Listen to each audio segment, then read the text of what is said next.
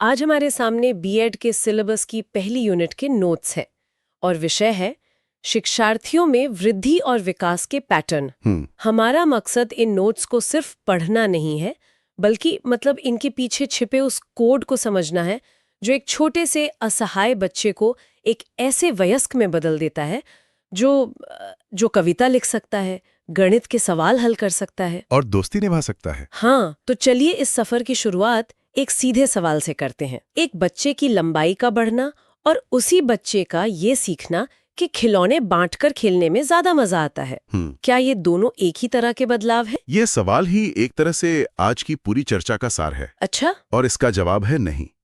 ये दोनों बदलाव आपस में जुड़े हैं पर एक नहीं है।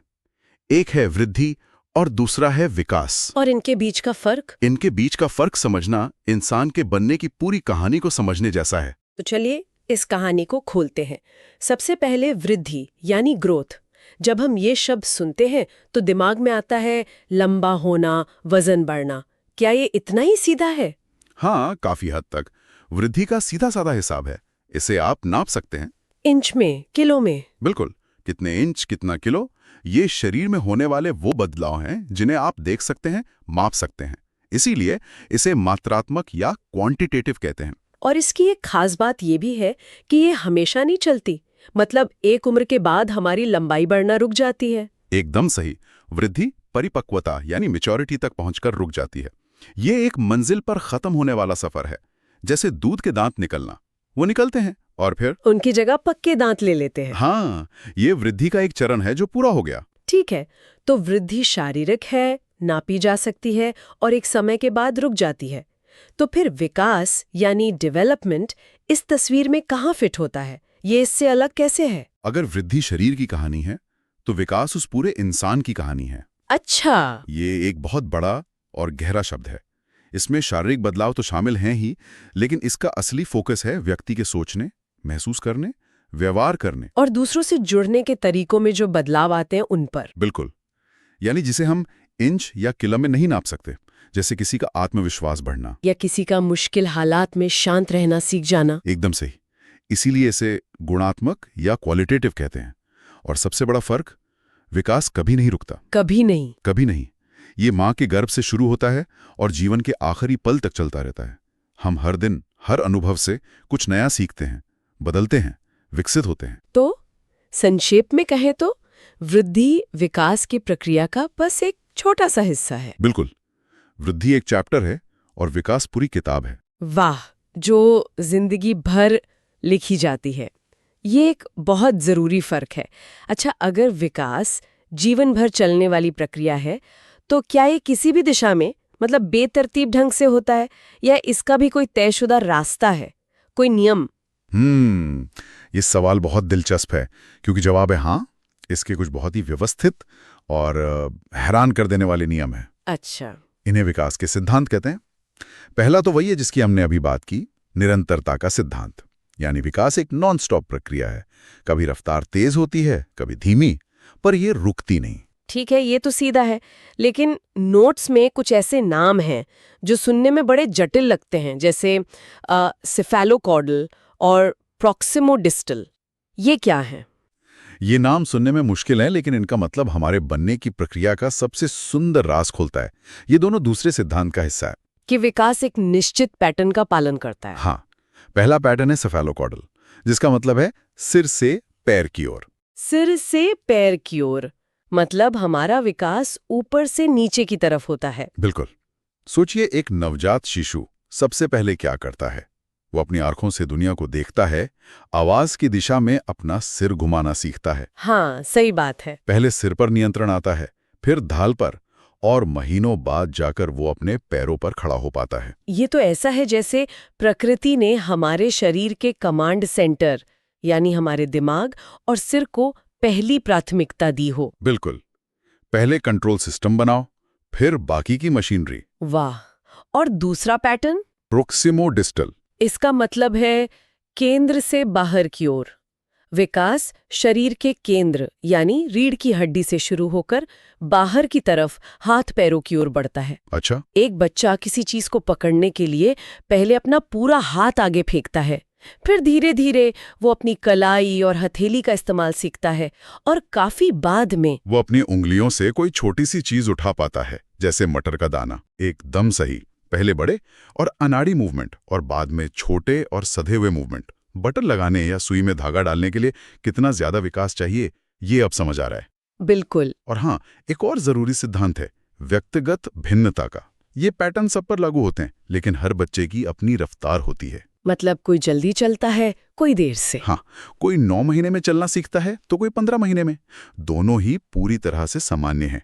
किसी की तुलना किसी से नहीं की जा सकती। और आखिर में वो बात जो हमेशा बहस का मुद्दा रहती है, आनुवंशिकता और पर्यावरण। बिल्कुल। नेचर वर्सेस नर्चर, ये दोनों विकास की गाड़ी के दो पहियों की तरह हैं। एक के बिना दूसरा अधूरा है। तो हमने विकास के नियम समझ लिए। ये निरंतर है, ऊपर से नीचे और केंद्र से बाहर की ओर होता है, और हर किसी के लिए इसकी रफ्तार अलग होती है। लेकिन ये असल जिंदगी में अलग अलग उम्र में दिखता कैसा है? नोट्स में विकास के कुछ चरणों की बात की गई है। हाँ, इन नियमों को असल जिंदगी में देखने के लिए मनोवैज्ञानिकों ने जीवन को कुछ चरणों में बांटा है। जन्म से पहले की प्रसव पूर्व अवस्था के बाद पहला चरण है शैशवावस्था, इन्फेंसी। जन्म से 2 साल तक। हाँ, ये तो तूफानी रफ्तार से बदलाव का दौर है। बच्चा जो कुछ महीने पहले सिर्फ लेटा रहता था, अब चलने फिरने लगता है, तोतवी भाषा में बात करने लगता है। सही कहा। इसके बाद आती है पूर्व बाल्यावस्था, अर्ली चाइल्डहुड, 2 से 6 साल तक। इसे खेलने की उम्र भी कहते हैं। बिल्कुल। इस उम्र में बच्चों की कल्पना की उड़ान देखने लायक होती है। एक कुर्सी उनके लिए रेस कार बन जाती है और एक चादर उनका किला। और हाँ, ये क्यों और कैसे वाले सवालों का दौर भी है। हाँ बिल्कुल, मैं तो इस दौर से गुजर चुका हूँ। इसके बाद है 6 से 12 साल की उत्तर बाल्यावस्था, लेट चाइल्डहुड। अब खेल का मैदान घर से निकलकर स्कूल पहुंच जाता है। दोस्तों के बीच। हाँ, दोस्तों के बीच।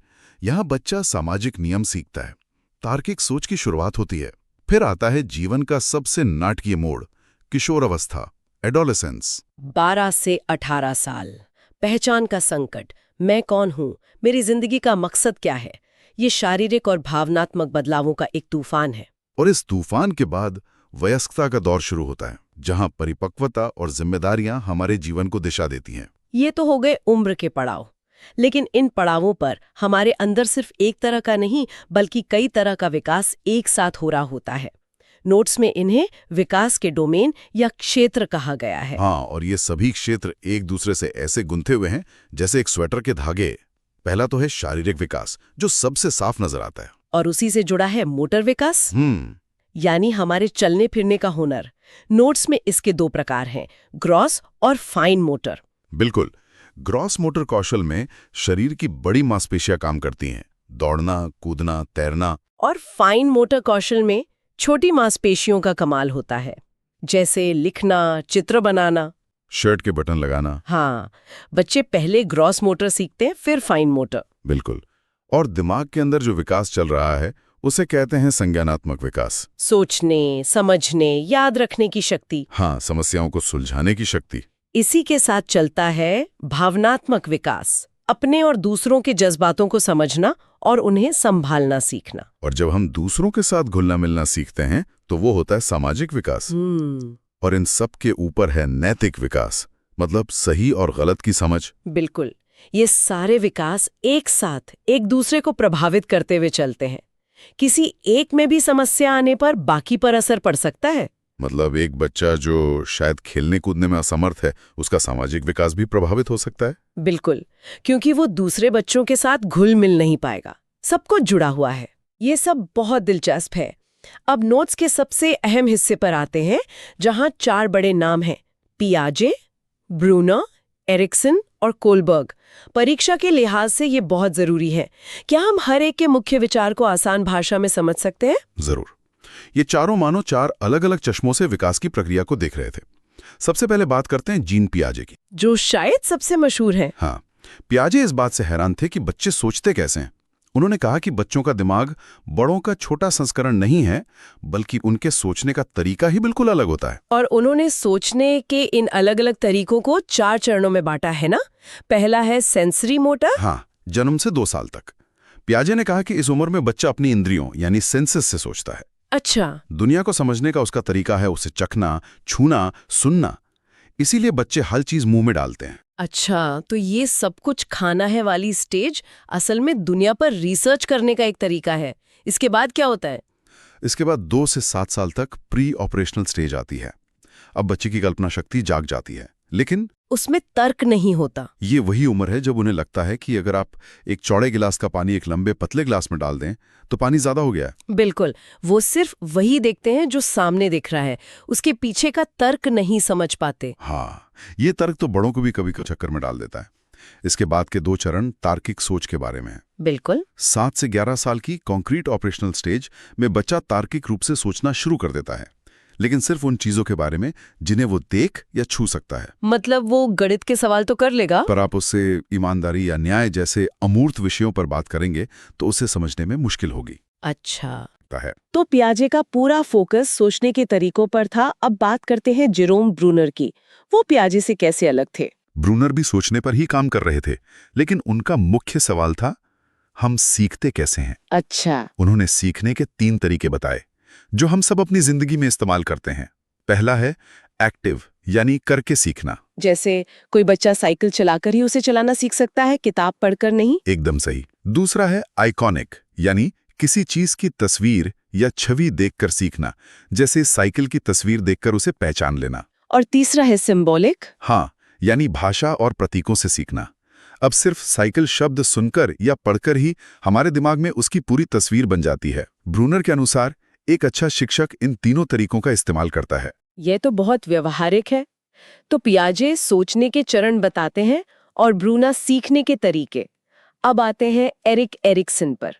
उनका विषय तो बिल्कुल अलग लगता है, मनोसामाजिक विकास। हाँ, एरिक्सन का मानना था कि विकास सिर्फ दिमाग या शरीर में नहीं होता, बल्कि हमारे समाज के साथ हमारे रिश्तों में भी होता है। अच्छा। उन्होंने कहा कि जिंदगी 8 चरणों का एक सफर है और हर चरण में हमारे सामने एक चुनौती या एक संघर्ष आता है। जैसे किशोरावस्था में पहचान बनाम भूमिका का भ्रम की चुनौती। बिल्कुल, किशोर ये जानने के लिए संघर्ष करता है कि वो कौन है और समाज में उसकी क्या जगह है। इसी तरह जीवन के पहले साल में एक बच्चे के सामने चुनौती होती है विश्वास बनाम अविश्वास की। मतलब अगर उसकी जरूरतें पूरी होती हैं, उसे प्यार मिलता है, तो वह दुनिया पर भरोसा करना सीखता है, वरना उसमें अविश्वास की भावना घर कर जाती है, जो आगे के रिश्तों पर भी असर डालती है। बिल्कुल, ये तो सीधे सीधे हमारे व्यक्तित्व के विकास से जुड़ा है। कोहलबर्ग ने नैतिक विकास का सिद्धांत दिया। वो जानना चाहते थे कि हमारे सही गलत के फैसले उम्र के साथ कैसे बदलते हैं। और उन्होंने क्या पाया? उन्होंने पाया कि छोटे बच्चे सिर्फ सजा से बचने या इनाम पाने के लिए सही काम करते हैं। ये नैतिकता का पहला स्तर है। मुझे याद है, बचपन में मैं कोई बिस्किट चुराने से इसलिए नहीं डरती थी कि ये गलत है, बल्कि इसलिए कि मम्मी पापा डांटेंगे। ये तो बिल्कुल पहले स्तर की सोच हुई। हम सब वहीं से गुजरे हैं। दूसरे स्तर पर आकर हम समाज के नियमों और कानूनों को मानने लगते हैं, क्योंकि हमें लगता है कि व्यवस्था बनाए रखने के लिए ये जरूरी है। और तीसरा स्तर? बहुत कम लोग तीसरे और सबसे ऊंचे स्तर पर पहुंच पाते हैं, जहां वे अपने ज़मीर और सार्वभौमिक नैतिक सिद्धांतों के आधार पर फैसले लेते हैं, भले इसके लिए उन्हें समाज या कानून के खिलाफ ही क्यों ना जाना पड़े। हाँ, तो संक्षेप में कहें तो पियाजे हम सोचते कैसे हैं, ब्रूनर हम सीखते कैसे हैं, एरिक्सन हम एक सामाजिक व्यक्ति के तौर पर कैसे बनते हैं, और कोहलबर्ग हमारी सही गलत की समझ कैसे विकसित होती है। ये इन चारों की सोच को याद रखने का एक बेहतरीन तरीका है। तो इस पूरी चर्चा का क्या मतलब है? ऐसा लगता है कि वृद्धि और विकास के इन पैटर्न को समझना सिर्फ एक परीक्षा पास करने से कहीं ज्यादा बड़ी बात है। ये हर उस इंसान के लिए जरूरी है जो किसी बच्चे को बड़ा होते देख रहा है। बिल्कुल सही। ये सिद्धांत हमें सिर्फ जानकारी नहीं देते, बल्कि एक नजर देते हैं। ये शिक्षकों और माता पिता को ये समझने में मदद करता है कि बच्चे के किसी खास व्यवहार के पीछे क्या वजह हो सकती है और किस उम्र में उसे किस तरह के सहारे और माहौल की जरूरत है। हाँ, ये हमें ये भी याद दिलाता है कि हर बच्चा अपनी गति से सीखता है और हमें उसकी यात्रा का सम्मान करना चाहिए। आज की इस गहरी बातचीत के बाद एक सवाल मेरे दिमाग में घूम रहा है। नोट्स में बताया गया है कि विकास पर आनुवंशिकता और पर्यावरण दोनों का असर होता है। अब जरा सोचिए, अगर हम किसी बच्चे के पर्यावरण को पूरी तरह से नियंत्रित कर सके, उसे सबसे अच्छा स्कूल, सबसे अच्छे दोस्त, सबसे अच्छा माहौल दें, तो उसके विकास का कितना हिस्सा फिर भी उसकी आनुवंशिकता के उस ब्लूप्रिंट से तय होगा जिसे हम बदल नहीं सकते? यही तो वो सवाल है जो मनोवैज्ञानिकों को आज भी सबसे ज्यादा उलझाता है। प्रकृति बनाम पोषण की ये बहस शायद कभी खत्म नहीं होगी, और इसका जवाब शायद हर व्यक्ति के लिए अलग होता है। इसी सवाल के साथ हम आज की